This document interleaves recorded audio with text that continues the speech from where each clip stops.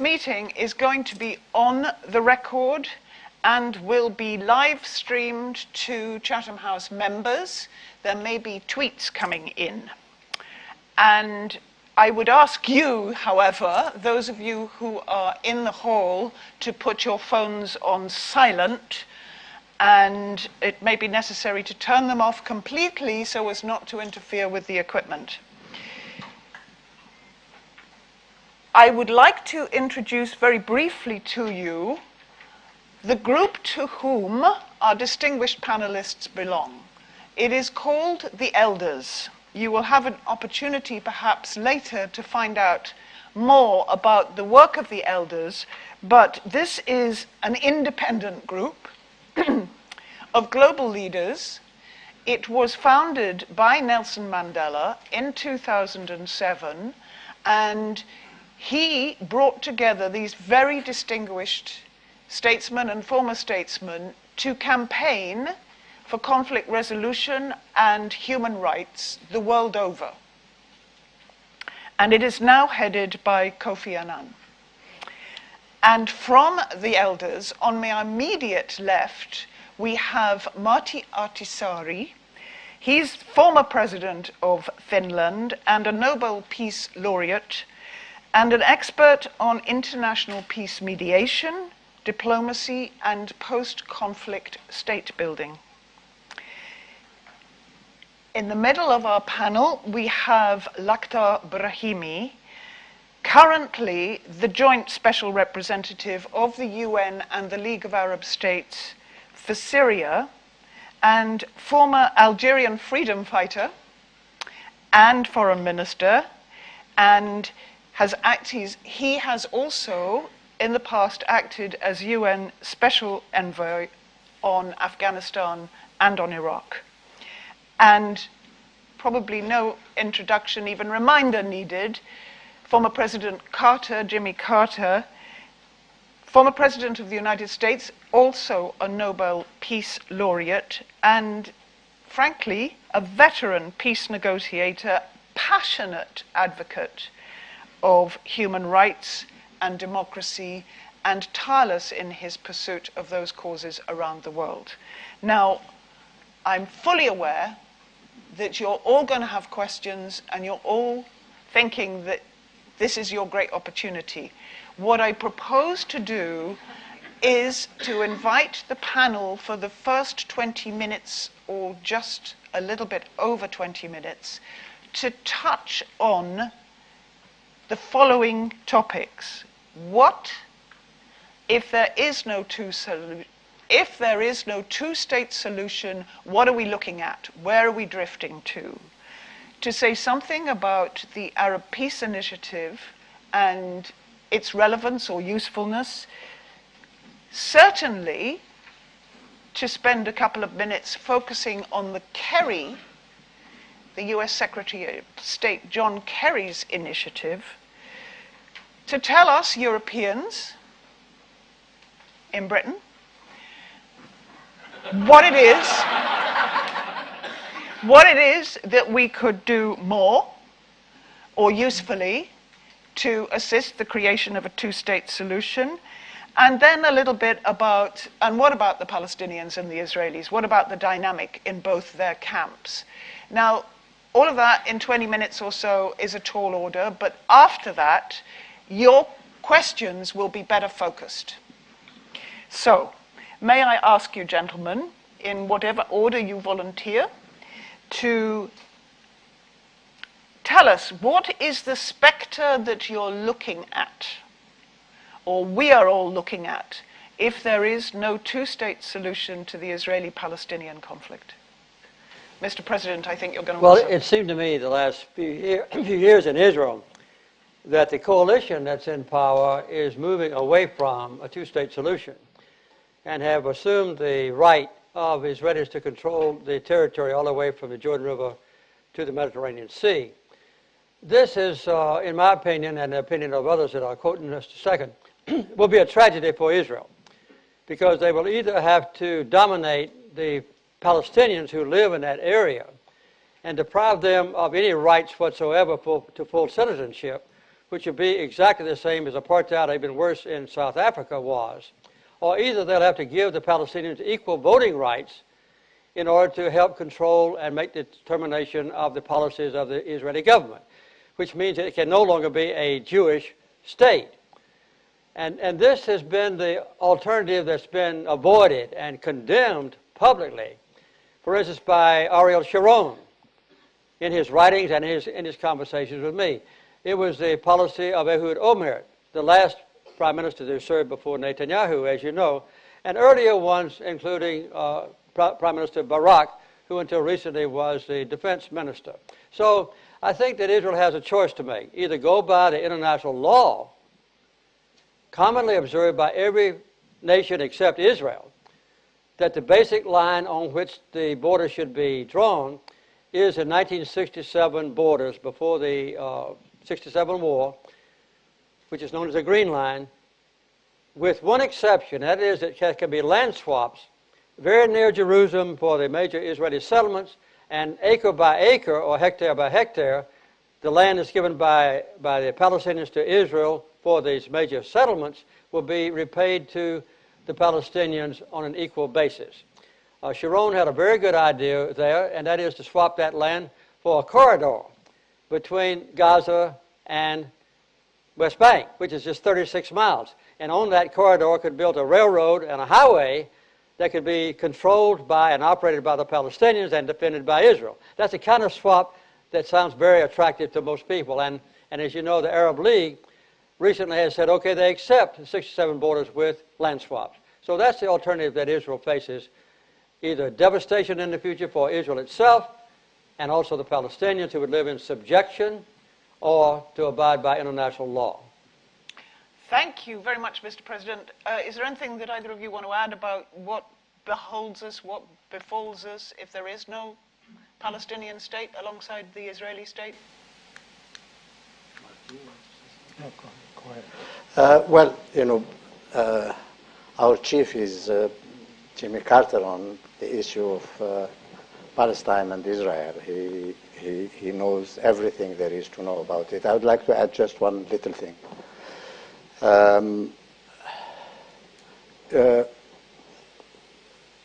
Secretary of State John Kerry told us a little bit about what he's doing, and I am deeply impressed by the amount of work, determination he has shown and continues to show. But I think the Israelis have shown in the past, and probably will show again, that they don't see why they should make any concessions. And I think that the Secretary of State, you know, is doing a great deal, and you know, all credit to him. But I think he needs a lot of help from all those who can provide help. Israelis and Palestinians are extremely capable people, very clever, certainly the best educated people in our part of the world. But they cannot solve their problems alone. They need help.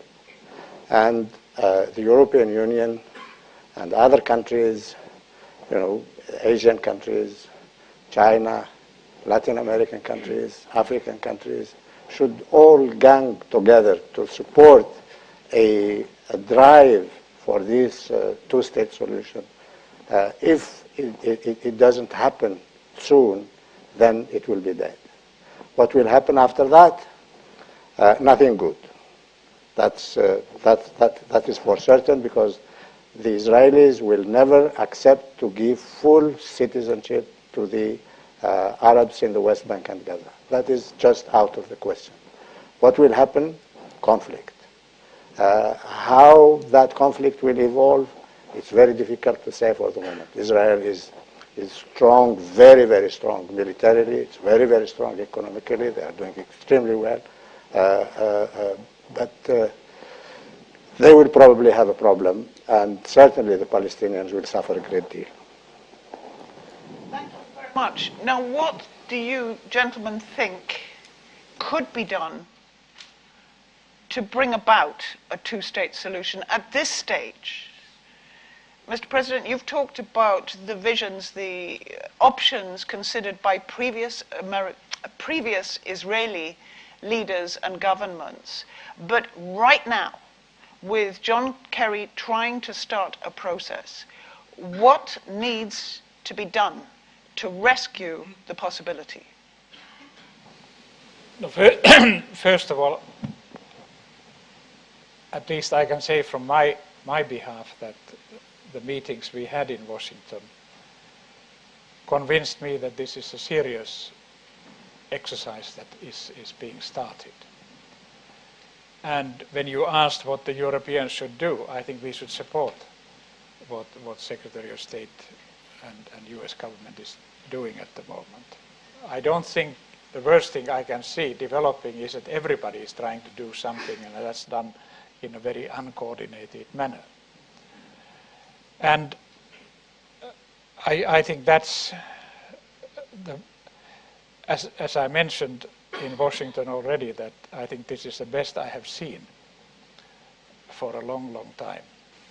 And we have to be able to support it. Whatever decisions we have made, I think in the future in Europe, I hope that we will coordinate with American friends and see that we really make our best efforts so far. And let's hope that it will yield the results that we all hope. Could you speak a little bit more about the logistics? Do the talks need to happen in Washington or somewhere else? Do other Arabs need to be in the room apart from Palestinians? No. Well, to answer your question, I think the plan is for the participants to come to Washington. And the delegates from the two forces are already identified. And there is a very serious problem to be overcome, and I think John Kerry has gone a long way, to my great surprise, in doing this. That is that Bibi Netanyahu is in the minority in his own coalition in saying, let's go to peace talks where the borders might be discussed. And Abu Mazen is in the minority among his coalition in saying, we're willing to discuss this without an end to the settlement, without freeze on the settlements. So both of the leaders are ahead of their own coalition in the government. But I think they are with the majority of their own people who want to have peace. I saw a poll just recently that showed that 81% of the Palestinians are willing to have a two-state solution with the 67 borders, living side by side with Israel in peace. And there's always been like a two-thirds majority in Israel that also want to have peace. But they haven't heard much in Israel, I understand, recently about the prospects for peace. I think this concept that John Kerry has pursued now secretly, very secretly, for 5 months, I think it has much more chance of success than I had believed before we met with him day before yesterday. Mr. President, all of us working in academia, and once upon a time some of us as students, learned about the diplomacy that you effected in Camp David. And we're always told that you get the main protagonists together. This, of course, was between Egypt and Israel. And that you isolate them, and you have private conversations, and you use your personal charm as the leader of the most, and you get them talking about their children. I mean, where does this formula, this model, fit into the prospects for the Israelis and Palestinians? Well, first of all, I would say that John Kerry is probably more charming than I am. Secondly, he has the opportunity, if possible, to have some degree of isolation on a daily basis. But I've ordained the first day of the 13 days at Camp David that no one would communicate with the outside world. And of course, I knew we had telephones, but we spread the word out, which wasn't accurate, that all the telephones were tapped. So I don't think there were any secret messages going out. I might say that the Egyptian delegation in toto, about 50 people, were less accommodating than Sadat.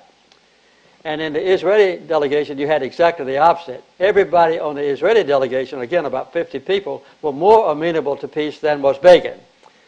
And one of the key calls that we know was made by Begin toward the end was to Ariel Sharon, who was a powerful right-wing politician in his government, and Sharon said, take the peace proposal. And I think that was a major key in him doing that. So I don't think they'll have a chance to go into Camp David and isolate themselves on a sustained basis, but we'll just have to worry about instant communication these days and let them communicate outside.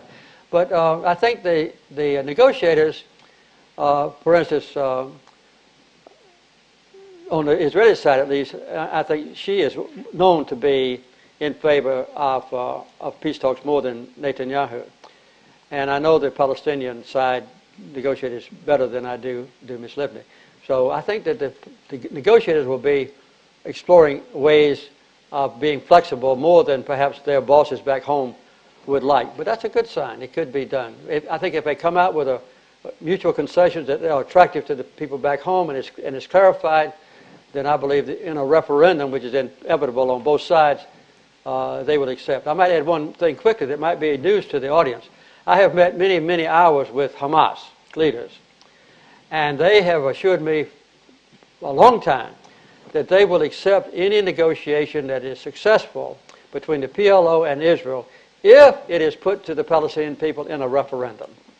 And of course, Netanyahu has said that any agreement will also have to be put to the Israeli people in the referendum. I don't fear that, because I believe that both constituencies in private citizens are more amenable to a peace agreement than perhaps their big shot bosses are. Very good. Mr. Brahimi, can you tell us from your vast experience of working to mediate between antagonists, what help their respective backers can be in a situation like this? If the United States is convening a process, what do the Palestinians need from other Arabs? And what Arab leaders are there out there that could alternatively deliver the Palestinians or help Mahmoud Abbas deliver the Palestinians? I think that the Israelis have always been saying that what they need is security.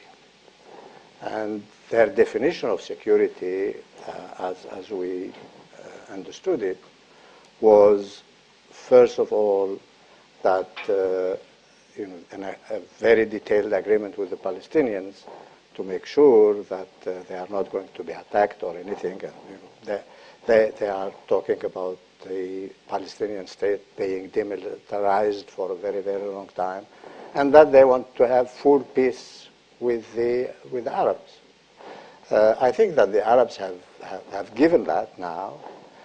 First of all, there are Egypt and Jordan have full diplomatic relations with Israel, and every single Arab country, plus every Muslim country, have supported the Arab plan put out at the initiative of King Abdullah of Saudi Arabia at the Arab Summit in 2002 in Lebanon. I think that there was something even additional to that recently, when the Arabs said, yes, because in 2002 the language was that on the basis of on the basis of the borders of 4th of June 1967 and the resolution 242. The Arabs, I think, recently have said, we accept also the idea that has been put out by the Americans with the Palestinians and the Israelis of minor land swap between the two states. So I think that the Arabs are ready for full peace and diplomatic relations with Israel if they have an agreement with the Palestinians. I don't understand what it means delivering the Palestinians. I mean, the poor Palestinians are already delivered. They are, as a matter of fact, their hands tied and their feet tied. So they don't need to be delivered. But what would you say if you find on the Israeli side there is an argument that in the current state of turmoil in the region, what good is a gesture from the Arab League? What Arab leaders, what do they really mean? can they deliver on peace? Some of them are challenged very seriously from within.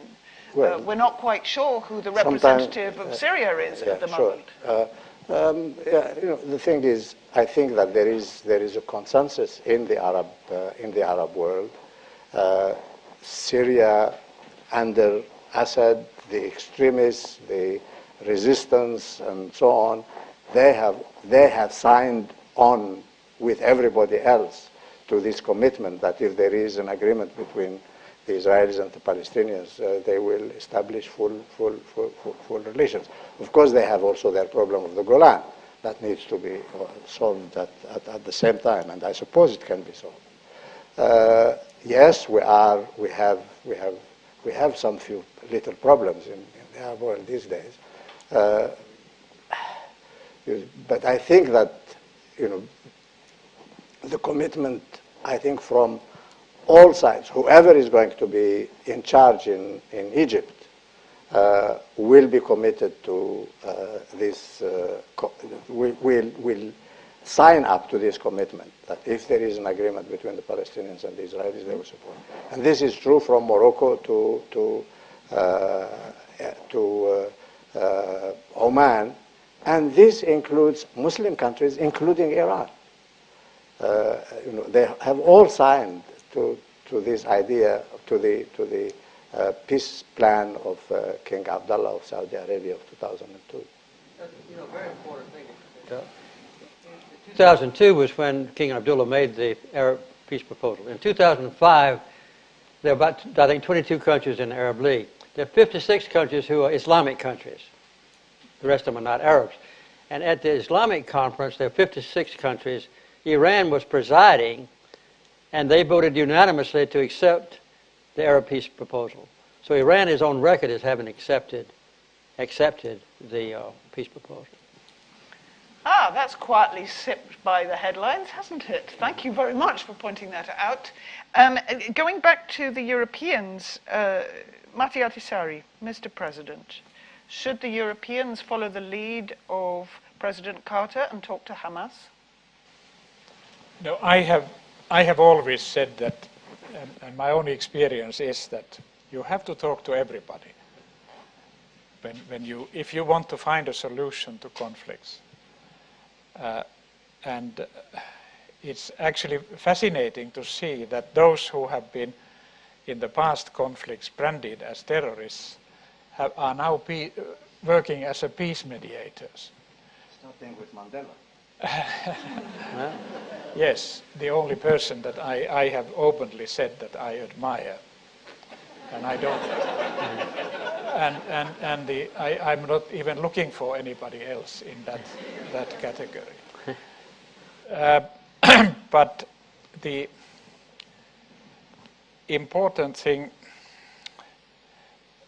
actually is, if I may say that I wish that when we will give peace for the negotiations, sometimes I have found it useful that if I have been able to agree with the parties that nothing is agreed before everything is agreed, because that has prevented in some of the mediation tasks that I have carried out possibility to talk open difficult issues.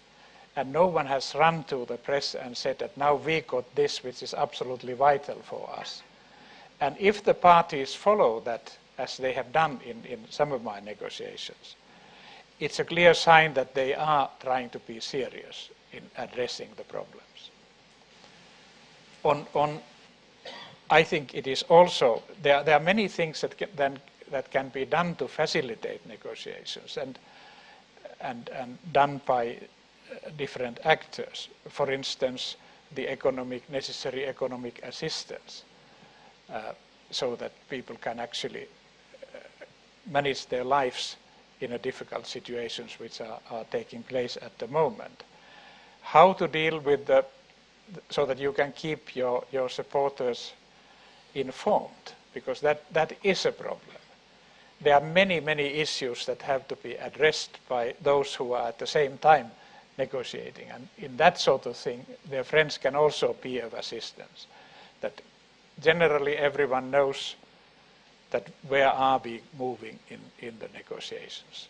I have had to use other NGOs when I couldn't use my own because we were stuck in the negotiation process. And so these are all the type of issues that have to be addressed. So there's a job for everyone Yes. who wants to bring this about. But in a coordinated manner. Okay, and coordination from Washington? I mean, you know, Yes. Really? No, because this is, let's be absolutely candid, that this is the only show in town. There's nothing remotely this serious happening. And if we don't now see eye to eye on how this should be carried through and give the full support for this, I think then we have failed miserably. Thank you.